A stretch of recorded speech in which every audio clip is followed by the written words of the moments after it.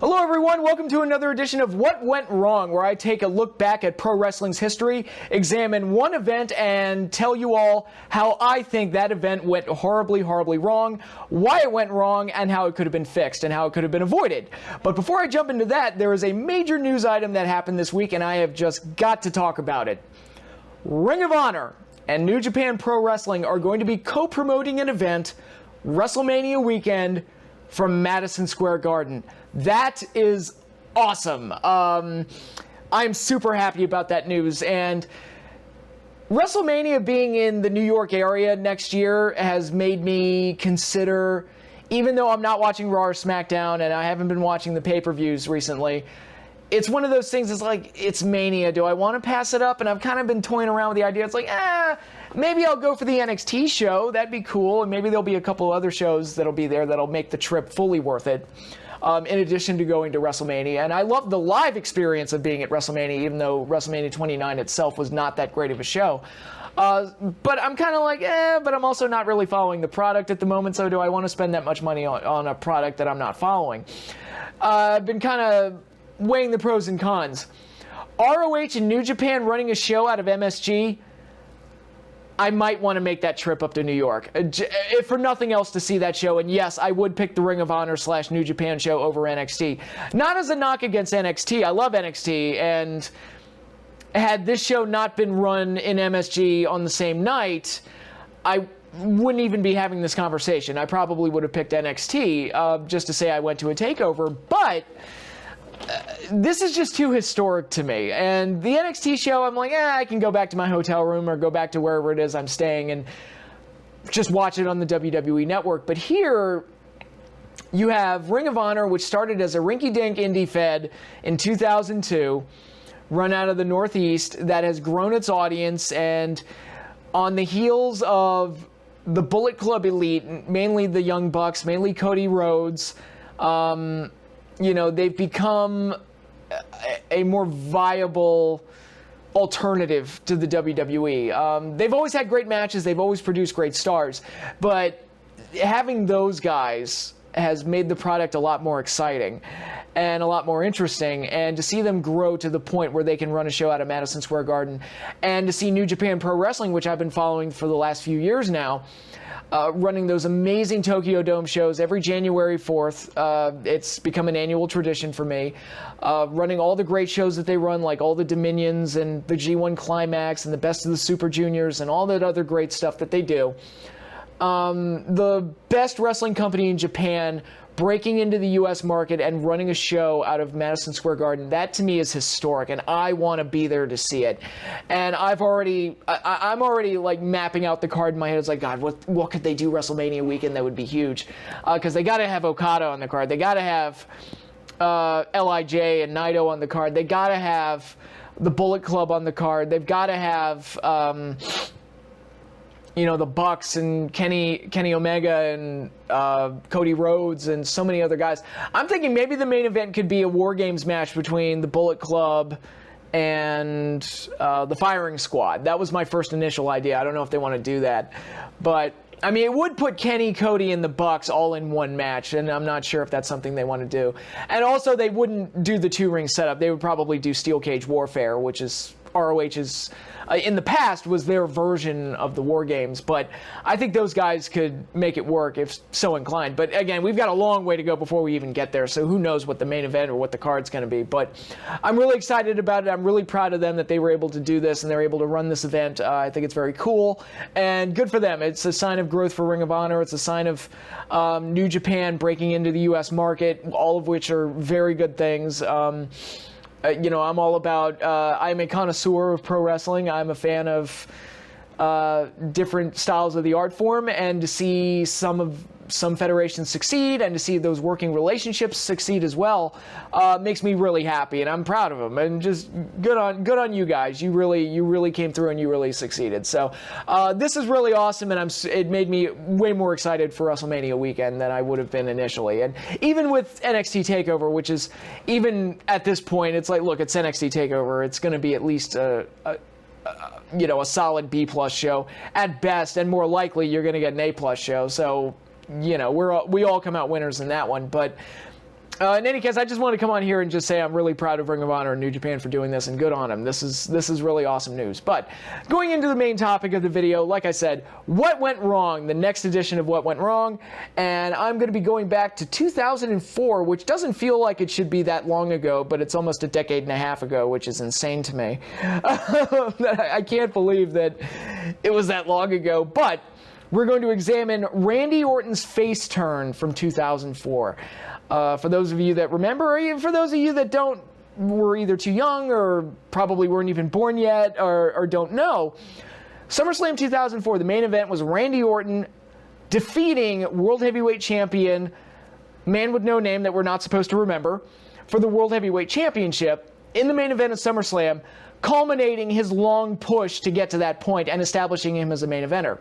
Randy Orton was a part of the group Evolution, which was headed by Triple H, with Ric Flair as kind of in the Ole Anderson role, as kind of the pseudo-manager, sometimes wrestler, and you had Batista as the enforcer, but Randy was kind of the Barry Windham. He was kind of the, and obviously Four Horsemen comparisons are very apt when it comes to this group, because that's obviously what they were trying to do, is kind of make a modern-day version of the Four Horsemen, and they succeeded. I thought Evolution worked very well as a group, and I thought, obviously, it produced Randy Orton and Batista, so they got something out of it for the future. So, also, that theme song kicked ass. I really like their theme song. But my point is, they had been building up Randy Orton for a really, really long time up to this point.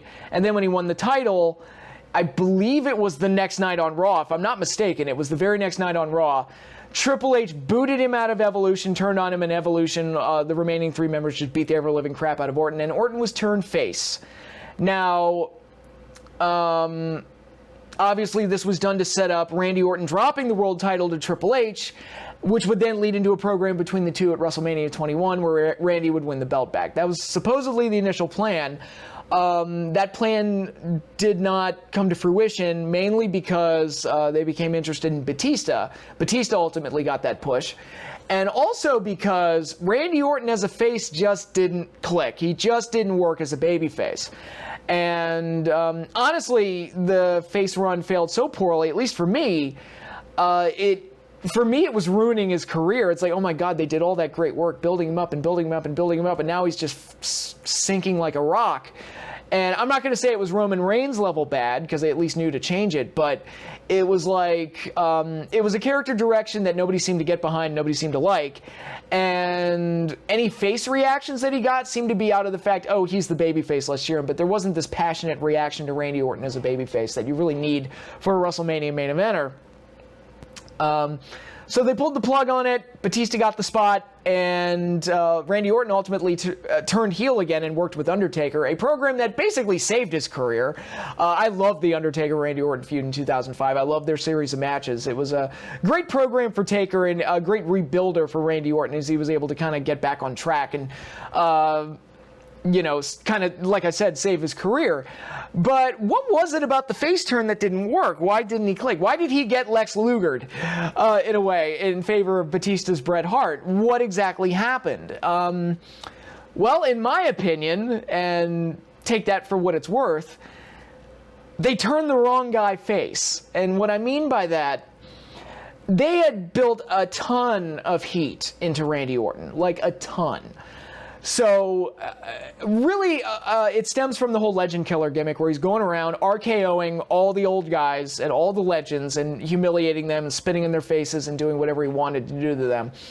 And getting all his heat that way by mocking all the legends. And this really paid off with the feud with Mick Foley, which I thought was an amazing feud. I thought they did some really great stuff with each other. I loved the bit at the Royal Rumble 2004 where Foley came back and attacked Orton. And Foley eliminated both of them to continue beating on Orton.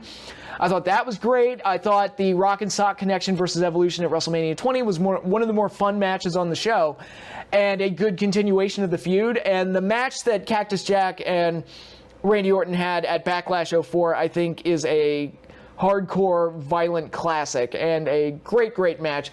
Way more violent and way more un-PG than anything you're about to see at Extreme Rules this Sunday. Very, very good match with Randy Orton going over. So Cactus Jack giving Randy Orton the rub, putting him over, and by the time it was done, you thought, okay, Randy Orton, this guy's legit. He's a main eventer on the rise. Because prior to that, Randy Orton was a guy with a lot of potential. It was just a matter of putting all the pieces in place to make it all click. I was talking to a friend of mine at the time, and we compared him to a thoroughbred horse. He's got it all. It's all right there physically. He's young. He's athletic. He's got a great look. He's got some charisma. Promos are a little weak, but he can improve on that. He's a great work in progress, and it's just a matter of getting him into place to be that next big level star. And I feel like the feud with Foley was kind of his coming out party and really helped establish him. He was one of the, because it's funny, the Intercontinental title is a belt that had just been bastardized in the early 2000s. I mean, you think it's bad now. It really started during like the early 2000s, specifically around the time of the invasion and then the fallout from that, and then they retired the belt for a while, then they brought it back, and it never really got on track. The best Intercontinental champion during that era was Randy Orton. I thought Randy carried the belt very well. He kind of reminded me of The Rock when The Rock was in the Nation of Domination as the Intercontinental champion. I thought Rock did a fantastic job with it. And it was refreshing to see like a really good run with the Intercontinental title, especially from a heel. And he had some pretty good matches with Edge. He had some really good matches with Shelton Benjamin. Ultimately dropped the IC title to Shelton Benjamin to set him up for the main event at SummerSlam, where he ultimately defeated Benoit, which I think some people were half surprised by, but at the same time, it's like, all right, we're going to pull the trigger on this kid. Let's see how he does. That match turned out really well. I thought it was probably the only match from SummerSlam 04 that I enjoyed. It's the only match the crowd didn't completely ruin. And it was like, okay, this is the fruition. This is it. The new major bad guy has won the title. So now what do you do? And first night in, they turn him face and set him up to lose the belt to Triple H. And now he's got a feud with Evolution. And turning him face was such a huge mistake, because for months and months and months, for at least a year, they conditioned us to hate him. They conditioned us to despise Randy Orton. Fuck that guy. He humiliated Mick Foley. I hate him. You know, he humiliated all the legends. I hate him. Fuck that guy. He has no respect for tradition. He's just a no-good, rotten, cocky bastard. Turning that babyface, not impossible, but they'd built so much heat into him that without much of a comeuppance, the closest thing he had to a comeuppance was Shelton Benjamin beating him for the IC title, which they could have turned that into a program coming out of SummerSlam, champion versus champion. Foley did beat the shit out of him in their hardcore match, but he ultimately won, so it's kind of like a Shawn Michaels. Yeah, Shawn Michaels, Undertaker, Hell in a Cell. It's like, yeah, you beat the crap out of him, but he still won, and he still came out he still came out with the victory. So you'd built up all this heat into this heel, and he became the youngest WWE champion of all, well, youngest world champion in company history, which I personally feel like they did. Part of their motivation for doing that was Brock Lesnar had left a few months earlier, and that was kind of Brock's major achievement, that he was the youngest WWE champion. So even though it's the world title, it's a separate title, I think WWE wanted to say, it's like, no, Randy Orton's the new youngest champion of all time. I think that was part of their motivation for doing it, just to kind of close the book on the Lesnar chapter. But they did it, and they built up all this heat into the guy, and it's like, okay, now let's see where they go. Then they turned him face, and he drops the belt to Triple H a few weeks later at the next pay-per-view. And Randy Orton as a face, it was just hard to, because you hated him for so long, it was hard to get behind him as a face. It's like, what? Early on, it was kind of working, because he was kind of outsmarting Evolution, and he was kind of being a dick to Triple H, like the next week after they beat him up. He did that bit where he looked like he was going to hand the belt over to Triple H, and then he didn't, and then he spat in his face, RKO'd him, and ran into the crowd because he knew Evolution was coming out. So he was like outsmarting Evolution sometimes. Like, okay, that's kind of working. But then Triple H won the belt from him, and it's like, okay. And then then one of the major nails in the coffin, they gave him a girlfriend. They gave him Stacy Keibler as a girlfriend, which, that's not going to work at all, because they had always portrayed Orton as this guy that goes to the club and makes out with every girl in the bar, and now you're sticking him with this super hot chick, and that's just going to make guys jealous of him, and that's not going to get him over as a face either. And they were slowly taking away all the things that made him the legend killer, and by the time it was done, what was left was bland white meat baby face, which that is going to kill you every time. And I've seen it happen quite a few times, especially in the post-Attitude Era, where they just turn their baby faces into bland pieces of bluck. And unfortunately, this happened to Randy Orton. And by the time it was done, it was obvious that he was not over enough to be the guy heading into WrestleMania, back when they cared about that sort of thing. And they did the rematch with Triple H at the Royal Rumble, where Triple H pretty much destroyed him. They did a concussion angle that went nowhere.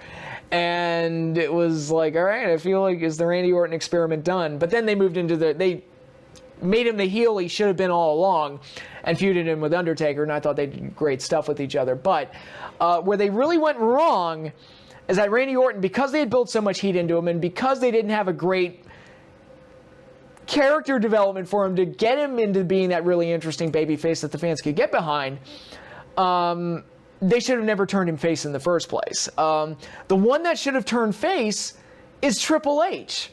And here's how the angle should have gone down, at least in my mind. Randy Orton had beaten everybody. He beat Foley. He was running through all the legends. And then he beat Benoit at SummerSlam. Triple H, on the other hand, okay, Randy Orton, he won at WrestleMania. Triple H lost at WrestleMania. He lost the belt to the man with no name that we're not supposed to remember. And then proceeded to lose to that same guy every time they ever wrestled each other. At SummerSlam, Randy Orton beat the guy that Triple H has been unable to defeat. The only person Triple H was able to beat was Shawn Michaels, and in those days, pretty much everybody beat Shawn Michaels, so it was an end to their feud, and that was fine, but it wasn't like this huge accomplishment. I beat Shawn. It's like, all right, everybody beats Shawn now. Who cares? But Ric Flair beat Shawn. Come on.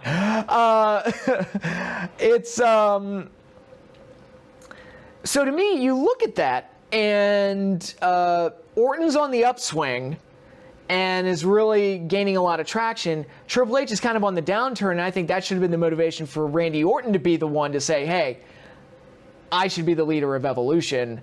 You lost to this guy. I beat him. You lost at WrestleMania. I won at WrestleMania.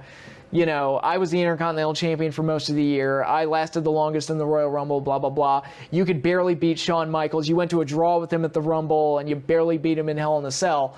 I beat Shawn Michaels, and, all these other things. I beat him before you did. And, use all of that as a motivating factor. I should be the leader of Evolution. You should be subservient to me. You should be second banana to me. And then at some point, he gets Flair and Batista to turn on him, and Triple H gets ousted from the group. And then that sets up Triple H as a babyface, and then sets up a program for them moving into WrestleMania. Or if not WrestleMania, they can do that at the Royal Rumble, and then use that to set up, maybe still do the Batista face turn, and then you get Orton versus Batista at WrestleMania. WrestleMania 21.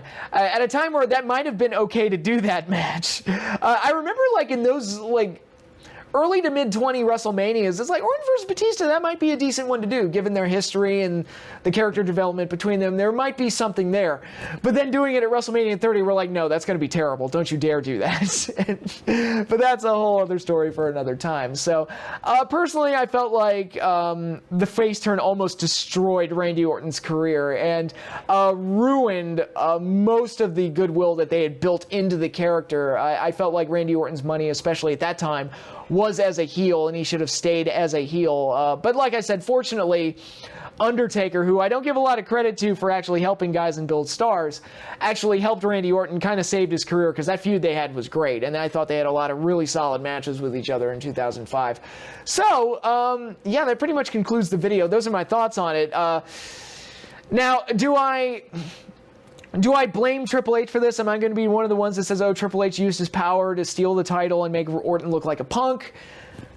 I don't know if I want to go that far. What I will say is, it's always funny to me how when the plan is for Triple H to be in the main event, that's That's the component that can't change. But the other guy, it can change. And that was always one of the funny things with Triple H. Okay, Orton's not working, the program's not working, but Triple H still needs to main event WrestleMania because it's not his fault that the program didn't work. So we got to do this whole thing with Batista. And again, I could be way off base here, but it was just funny to me. It's like, oh, at 22, we're going to do Triple H and Cena. Even though nobody wants that match, even though Edge got over like a motherfucker, and it was clear as day that he was the top heel and needed to go into WrestleMania as the top heel. Nope, needs to be Triple H. Doesn't matter. Does not matter at all. Again, I don't like to be one of those guys that accuses people of like backstage politicking and abusing power or anything like that, but it's just a funny thing. And he was going to main event 23 against Cena. Why? It's just fucking why? No one wanted it. I mean, I don't like to see guys get hurt, but I mean, that turned out to be a fortuitous injury for us because we got spared that rematch, at least at the WrestleMania stage, and I thought the Shawn Cena match turned out pretty well. But yeah, it's amazing how I took a video about Randy Orton and turned it into a Triple H bitch fest, but that's why I'm here. But anyway, yeah, that pretty much wraps up this video. Hopefully you all enjoyed this latest edition of What Went Wrong. I've got another one planned for next month, but it won't be exactly like this one. It's going to be a slightly different, slight little change of tune, if you will. So we'll get there when we get there. Hopefully you all enjoy it. But that is all I have for you now. The stream, the next Saturday night's main event and Clash of Champions stream is going to be happening later today. It's actually almost, what is it? What time is it? It is almost 2:30 where I am, 2:30 in the morning, and I plan on kicking off the Saturday night's main event and Clash of Champions stream sometime 3 p.m. in the afternoon on Saturday. That's Eastern time, I should point that out. So that is all I have for you here. Hopefully you all have had a great start to your weekend, and I will see you all in just a few hours.